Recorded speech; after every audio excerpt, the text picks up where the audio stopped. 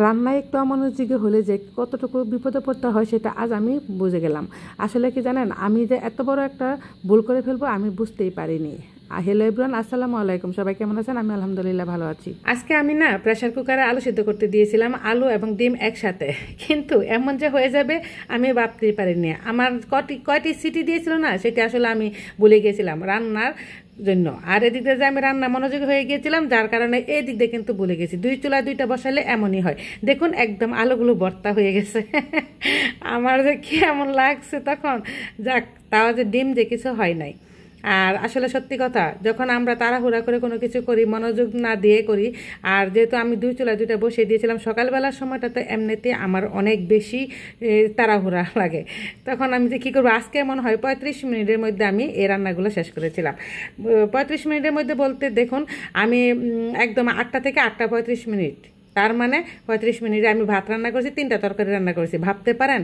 আমি জানি কেউ বিশ্বাস করবেন না, আর বিশ্বাস না করারই কথা। আমি কিন্তু মানে সত্যি করে বলছি। তারপর দেখুন আমি ওইখানে কিন্তু গিমি তরকারি বসিয়ে দিয়েছি। আর আপনারা কি বলেন জানি না, আমরা গিমি বলি। কল্লা ভাজি করেছি, গিমি এই যে চাপা শুটকি দিয়ে আমি গিমি তরকারি রান্না করতেছি। আর এখানে আলু সিদ্ধ করে নিয়েছিলাম প্রেসার কুকারে একটু তাড়াহুড়ার জন্য। প্রেসার কুকারে আলু আর ডিম একসাথে সিদ্ধ করে নিয়ে এটা আবার আমি আলুটা এবং ডিমটা একটু ভেজে নিয়ে তারপর আমি রান্না করেছি, কারণ আমি জানি আমার ছেলেটা গিমি তরকারি খাবে না।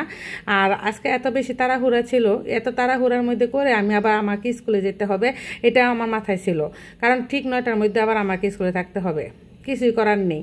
আর অবশ্য আমার একটু সমস্যার কারণে আজকে আমার দেরি হয়ে গেছিলো রান্নাঘরে যেতে। কোনো আসলে এরকম হয়।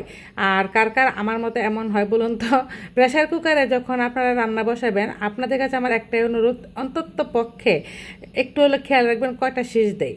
আর আপনারা তো জানেনই মাংসের মধ্যে কয়টা সিজ দিতে হয়, আলু সিদ্ধ বা ডিম সিদ্ধ করতে গেলে কয়টা সিজ দিতে হয়।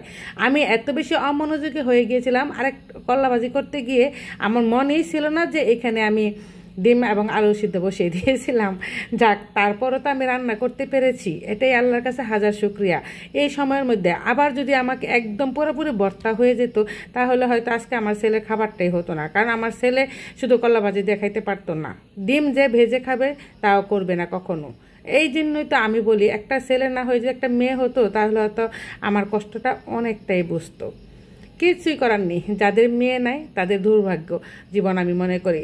এর চেয়ে দুর্ভাগ্য আর কিছুই নেই। কারণ মেয়ের একজন মেয়ে আমার মনে হয় সংসারের লক্ষ্মী। সংসারে যদি মেয়ে না থাকে তাহলে তো তাহলে যে এই সংসার কি হয় সেটা আসলে বলে বোঝাতে পারবো না।